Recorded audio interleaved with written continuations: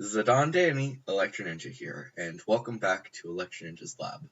Today we are talking about Bright Future, episode 77 of My Hero Academia. I've said multiple times that My Hero Academia is my favorite anime, but my third favorite manga. And this episode is probably a good example of why that is. For the most part, this episode followed the manga, relatively speaking. And it did follow it. They added a little bit here and there, but most of it was pretty straightforward. Wrapping up the battle, which was completed in the last episode, but it really did wrap it up. Tie it off with a bow. Sent all of the heroes to the hospital, sent the villains off to jail this episode, and then the League of Villains attacks Overhaul, basically finishing him off. Not killing him, of course, but taking away his ability to use his quirk by getting rid of his hands permanently. And you can feel the fear that is inside him. That was insane to see it. But honestly, we knew what was going to happen. No big deal. Then came the end. They're all at the hospital. Everyone is fine. The only people that are in really bad shape seem to be Eri, who is in a fever and being quarantined for some reason, which we will be talking more about her as these next few episodes come out. And Night Eye, who is going to die. This episode shows his death. And I can't believe how good they made this. This character was not as developed as many others. Most of the time, if a character is going to die, you want to develop them to an extreme amount. Night Eye was developed. He was developed as a good character, but he wasn't developed to the extremes of other characters. But amazingly, this episode was able to make me feel the same way that the death of Koro Sensei in Assassination Classroom made me feel. This episode was amazing. You could see how hard it was for him in his last moments. His desire to make sure that everything is okay, even though he can't do anything anymore. He wants to be there. And he does it. He's okay. Everything is going to be okay in his eyes. He wants them to smile, to be happy, to live their lives without him.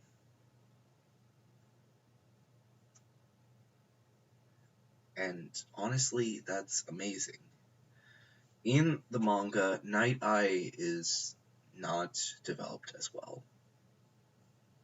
The character, he's there. He's almost in the background to an extent that it doesn't seem like killing him off would really make any sense. But in the anime, they develop him. They made him a good character, a character that people loved. And that honestly is amazing. It's hard to create a character that you know is going to die. And honestly, it's sad to see a character that you develop go away. But by doing it right, you can cement that character in everyone's life. Night Eye became a powerful character, a character that many people will love for many years. People will look back on My Hero Academia, Bright Future, and think, that was a great death. That was a great way to end the death. And they will build off of that to create their own characters. It will be an equivalent to, well,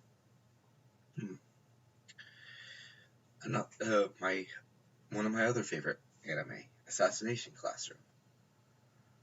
A character who people loved, and it makes them tear up.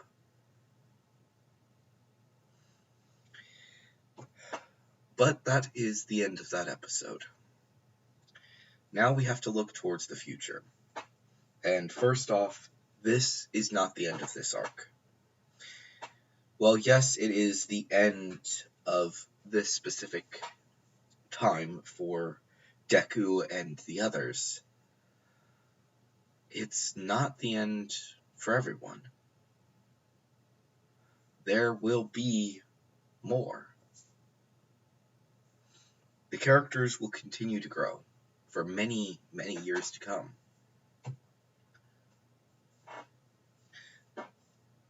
But this arc still has a few episodes left. The next episode is wrapping things up. The kids are off back to the school. They need to rest. This battle was hard, and Deku, as well as Lemillion, lost someone that they deeply care about. And things will continue.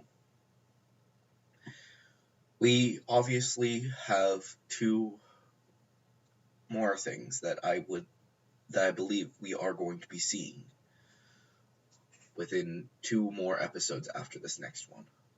Even though this episode does seem like this next episode will contain one of these 2 episodes, I do believe that there will be 2 of them. 2 more after episode 78. The first one will be the episode where they go into more depth as to what Bakugo and Todoroki were doing. Obviously, they actually show this in the actual manga. This is an important moment for them, and seeing it will be honestly great. Seeing what they do with the anime adaptation of those chapters is going to be great. But then there is an episode afterwards, a completely new episode, an episode specifically for the anime, to delve into the one other character who is also doing a work study, or I forget, or whatever it's called, Tokugami, dealing with his adventures with hawks. They do delve into this stuff in the manga, but it's to a much lesser extent. He's basically showing his power to hawks, and that's it. And it's a much later down the line chapter. So seeing it now would honestly be a good idea. And so on and so forth. Unfortunately, that will probably be the end of the work studies arc. Or, as it could also be called, the overhaul arc. And then we begin the next arc. The name is going to be a challenge to figure out, but I think that it could go by many names. the Aoyama arc, or perhaps the Festival arc. Lots of names that could be possible. Or even the Gentleman arc. You'll have to wait and see exactly what's going to happen. But I know that you guys will love these next few episodes. A nice, calming few episodes to relax us after the intensity of this long arc. But anyways, guys, let me know what you thought of episode 77 down in the comments below. And of course, let me know what you think of this entire arc down in the comments below. Of course, if you have any theories, whether they be about the future episodes of My Hero Academia or the future volumes of the manga, then let me know. Of course, if you are going to leave a theory, make sure to use the hashtag theory review so I can talk about them down in the comments below. But anyways, guys, I have been Electro Ninja. Hopefully you guys have enjoyed this video, and I will see you guys next time. But on.